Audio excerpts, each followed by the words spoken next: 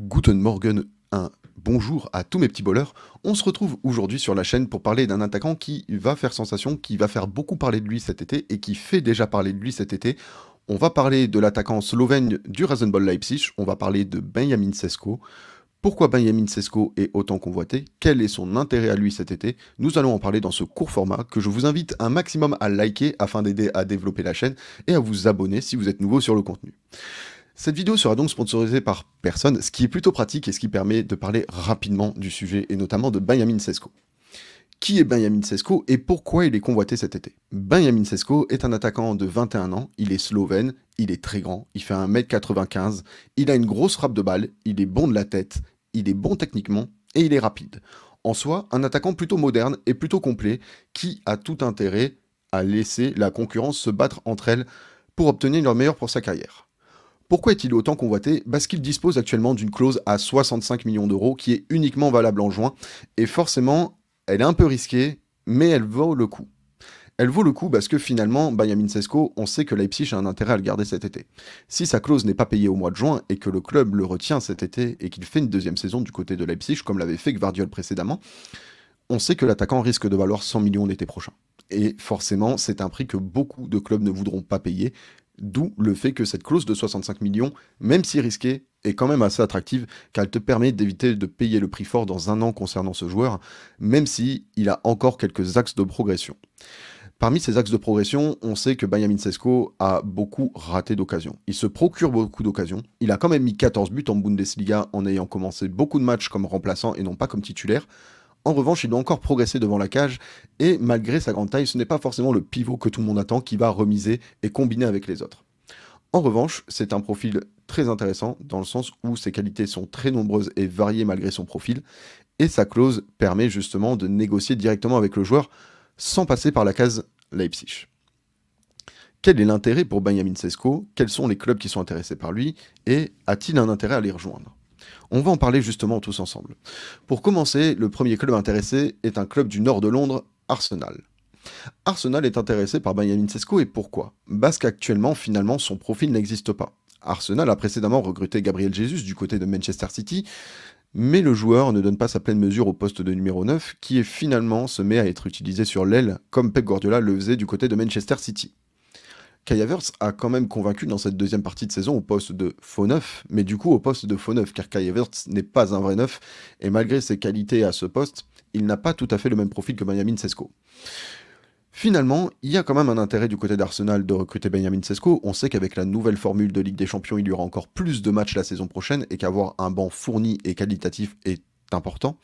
On sait que Arsenal est une équipe du haut du tableau de Première Ligue, ça fait 2 saisons de suite qu'ils sont deuxième de ce championnat, et jouent la Ligue des Champions la saison prochaine comme ils l'ont joué cette année en revenant en quart pour une première depuis 20 ans. Un projet intéressant qui, justement, peut permettre à Benjamin Sesko de se développer, surtout au sein d'un club qui joue les premiers rôles dans le championnat anglais, en plus de jouer la Coupe d'Europe. Seulement, quelles sont les autres options et sont-elles plus intéressantes pour Benjamin Sesko?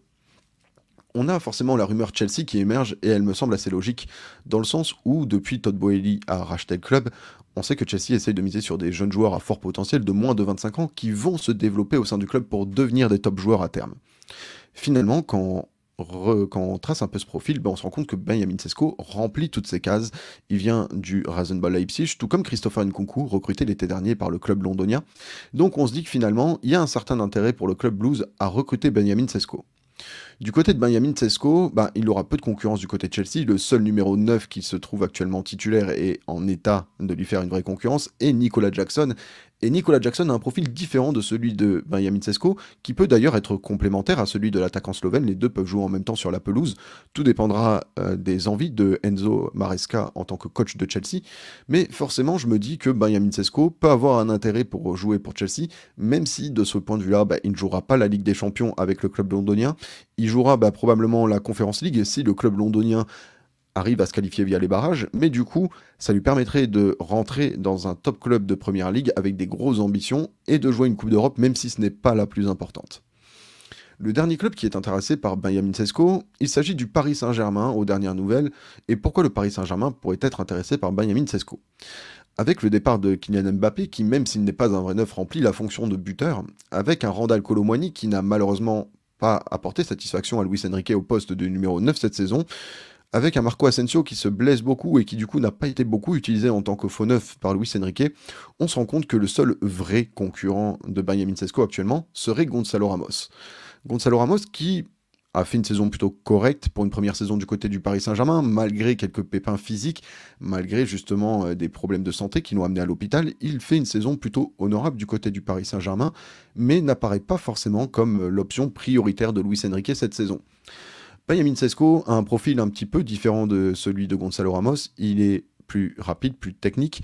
En revanche, dans le jeu aérien, ça se vaut. Ça se vaut dans le sens où il y a peu d'écart entre les deux sont très bons dans les airs, léger avantage pour l'attaquant slovène, ce qui ne fait pas de l'attaquant portugais un mauvais attaquant dans le domaine aérien, bien au contraire. Mais du coup, finalement, dans un projet où on recrute des jeunes joueurs à fort potentiel, avec un jeune coach qui essaye de développer les jeunes joueurs à fort potentiel et d'en tirer le meilleur, comme il l'a fait notamment avec Bradley Barcola, on se rend compte que le projet aurait également du sens pour Benjamin Sesko, malgré le frein de la Ligue 1. Malgré le frein de la Ligue 1, parce que finalement, le Paris Saint-Germain joue la Ligue des Champions chaque saison, et avec ce projet qui a quand même terminé en demi-finale de Ligue des Champions cette saison, on se dit que le projet apparaît plutôt cohérent.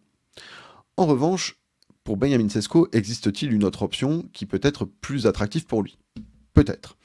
En ce qui me concerne, j'estime que la meilleure option, uniquement du point de vue du joueur, serait de rester une saison de plus du côté de Leipzig. Un peu à l'image de Gvardiol, ce qui lui permettrait de se développer un peu plus dans ce championnat où il a quand même fait une première bonne saison, ce qui lui permettrait de s'installer définitivement comme titulaire au sein du 11 de Leipzig, afin de gagner un maximum de temps de jeu, d'expérience, de se développer, et même d'augmenter ses scores par rapport à la saison précédente, où il termine avec 14 buts en Bundesliga. S'il fait une deuxième saison du côté de Leipzig, et qu'il reste titulaire dans cette équipe, il peut passer facilement la barre des 20 buts, et s'offrir facilement une place intéressante parmi les clubs les plus intéressants de l'échiquier européen.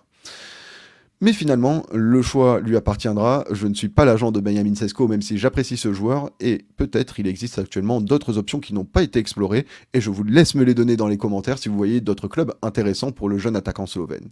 En tout cas, de mon côté, je pense avoir bien étayé la position de l'attaquant slovène, je pense avoir bien parlé de lui et vous expliquer quels sont les clubs intéressés par lui et les avantages pour l'attaquant de les rejoindre. Si vous avez des suggestions, n'hésitez surtout pas à me les faire parvenir en commentaire, n'hésitez surtout pas à liker la vidéo pour m'aider au développement et au référencement de la chaîne, et n'hésitez surtout pas à vous abonner si vous êtes nouveau sur la chaîne. Merci à tous d'avoir participé, c'était un petit puzzle de mots et de pensées, que le football français repose en paix.